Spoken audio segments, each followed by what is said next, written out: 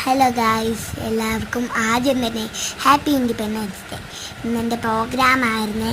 സ്റ്റേജിൽ ഡാൻസ് കളിക്കാൻ വേണ്ടിയിട്ട് കയറിയപ്പോൾ ഞങ്ങൾ പാട്ട് കേൾക്കുന്നില്ല. ഞങ്ങൾ പെട്ടു ഗൈസ്. പിന്നെ ഒരു വിധത്തിൽ എങ്ങനെയോ ഞാൻ പാട്ടൊക്കെ സെറ്റ് ചെയ്തെടുത്ത് കേട്ടോ.